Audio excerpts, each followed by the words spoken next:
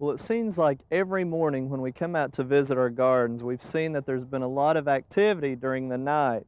And the type of activity I'm talking about, we see a lot of the grass dug up, and in a lot of our mulched areas, we see these areas that have been dug in and the mulch is pulled back and dug down in the soil a little bit.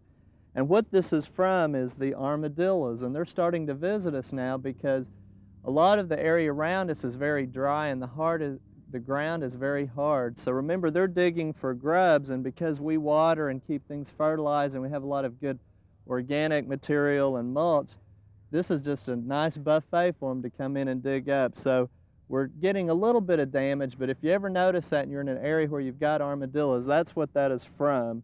And again, they can be destructive, but a lot of times we just have to learn to live with them. Well, you know, the end of the summer fruit harvest is fast approaching, and what I'm talking about are our pears and our apples. And those of you that have apple trees probably are very satisfied with your crop this year because of the mild spring that we had. Now, the two that I have here are actually Golden Delicious. And one thing that I want to remind you about is actually some harvesting and storage tips. On apples, you want to make sure that they reach their maturity on the tree, and that, of course, depends upon the size, the variety, and the color. And so if you choose a particular variety, you need to know about how big they're going to get, the color, and make sure that they're nice and firm. But again, you want them to ripen on the tree because they won't ripen after you harvest them.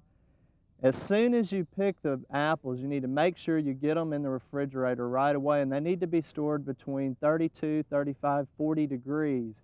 Research shows that if you leave an apple out at around 70 degrees, you can actually knock off 7 to 10 days of your actual storage time that you would have in the refrigerator. So one day at a higher temperature can reduce 7 to 10 days over a long period of time. So get them in the crisper drawer as soon as you possibly can.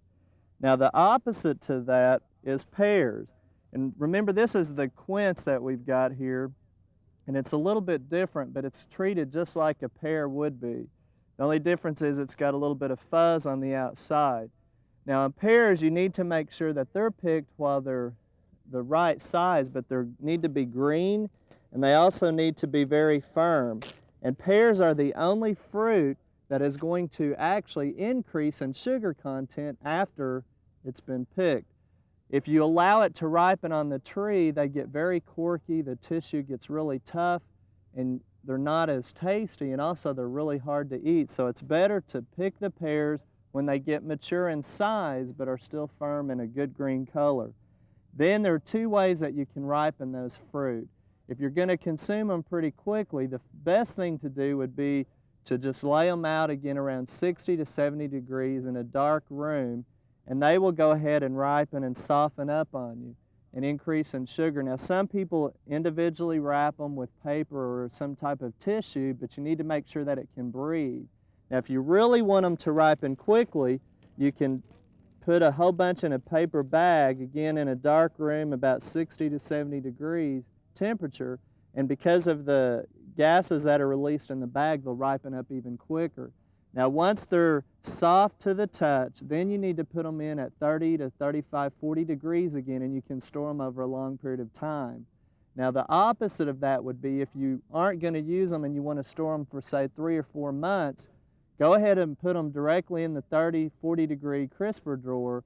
Then when you're getting ready to eat them, leave them out at room temperature again, 60, 70 degrees, a little bit cooler for about a week till they soften up on you. And that way you can store them even longer. And really between the two, apples and pears, sometimes they can be stored anywhere from 3 to 8 months depending on the success of your harvest and the temperature in your refrigerator and how much humidity. And the worst thing you can do is get them in there and get a lot of moisture because they'll rot on you a little bit quicker. Also in Oklahoma, we see a lot of conditions where we get these brown strikes or rough spots on apples and pears, and we've got one on a pear here. And what this is called is russeting. And russeting is actually just an environmental problem. It's not a disease. If you cut through here, you would see that the flesh still looks really good. It doesn't get into the flesh. It's usually just on the surface.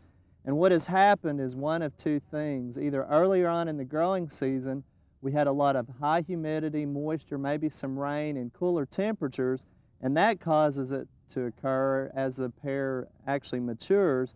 Or if someone was spraying and their pressure was too high, sometimes that will cause the rusting. And again, it doesn't harm the taste of the fruit, it just makes it look where it doesn't, maybe is not as eye appealing as we'd like for it to be.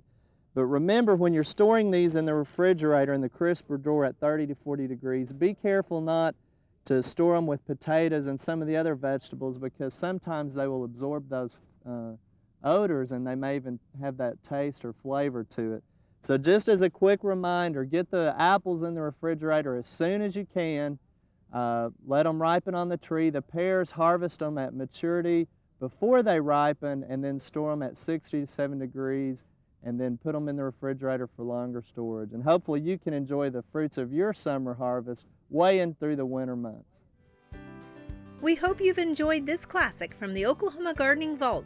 Remember, even though these tips and techniques are timeless, there's always something new to learn in the world of gardening. By subscribing to both Oklahoma Gardening and OK Gardening Classics, you'll have access to a wealth of gardening knowledge, both classic and contemporary.